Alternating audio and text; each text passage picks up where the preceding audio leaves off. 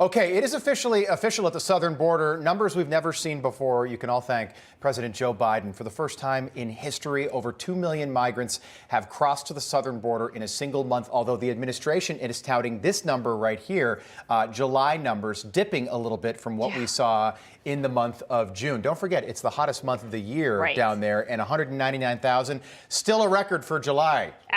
We're breaking records almost still a every record month for July. compared to from year over year. All right, for more on this, let's welcome in former acting Border Patrol Commissioner and Heritage Foundation visiting fellow Mark Morgan. Mark, welcome back. Okay, so the crisis at our southern border has yet to crack President Biden's list of priorities. A fair analysis showing 4.9 million migrants have illegally crossed our borders since Biden took office. These are alarming numbers, Mark. How much worse is this going to get?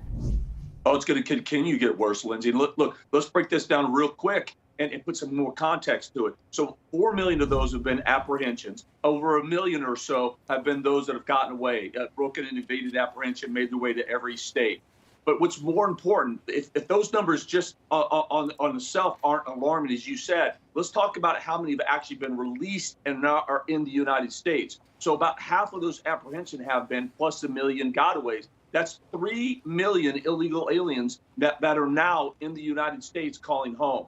To put that in perspective, that in size, in population, that's equivalent to 5 states combined in this country. And if you take that 3 million and make it its own state, it's actually going to rank in size to the top 30th populated state in this country. If you continue to carry this out in Biden's first full term, you're going to look at over 13 million illegal aliens that have tried to illegal in this country. Wow. If you take and you release those and the gotaways, you're going to have the equivalent of a new state that's going to rank as the 15th largest state in this country in population. Yeah, that's where we're at right now. Mark, that's why these numbers matter. It's stunning. And again, to your point, we've got 2 months to go in the fiscal year, and we're already over that 2 million mark. The administration is saying, well, look at that, 199,000. Again, this is the administration that celebrates when gas prices fall to $4 a gallon. So now that the number of illegal crossings that we know about, this doesn't include gotaways,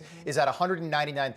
They're saying, look, that's fewer than we saw in the month of June. First of all, July is the hottest month of the year down there at the southern border, right? 100 degrees every single day. But doesn't fewer encounters mean more gotaways? Rob, you just took the words right out of my mouth. That's exactly right. Look, we know that in large areas along the southwest border, 80–90%.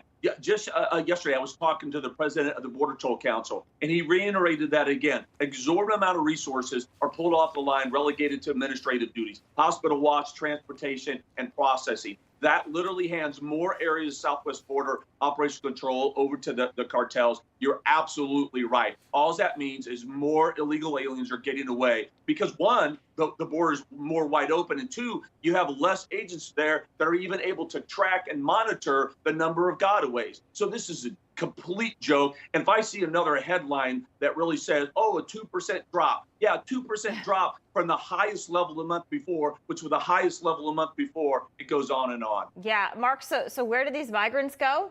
Well, let's talk about in New York alone. News coming out that at least 600 migrants are going to be housed at the Row Hotel, which is in Midtown in New York. It has a gym. It has a restaurant. I looked at it online. Looks like a pretty nice hotel. $400 a night. Yeah, and then on the taxpayers. Just today or yesterday, we heard that they are now looking for 5,000 more rooms in New York to house these migrants. Mark, then I'm looking at the fentanyl overdoses. I'm just scrolling through. A 13-year-old possibly overdosed in Colorado. Another person overdosed. I mean, it's just one thing after the next. Yeah, Lindsay, I think that's exactly right. And this is why it's very important that, one, we continue to focus on the numbers, but we also talk about what that results. What's the impact?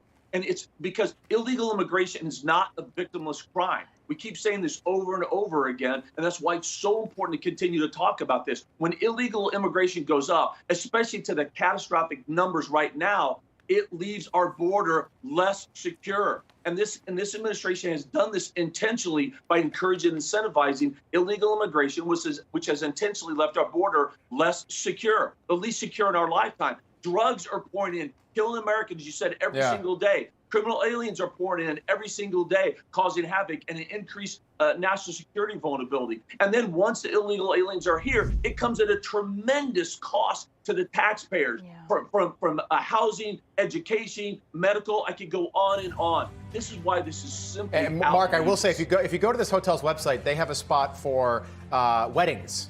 Wouldn't that be lovely? Okay, you've got a few hundred migrants in the hotel, and you're getting married in the ballroom or something like that. It's just ridiculous. But again, another example: Joe Biden's America.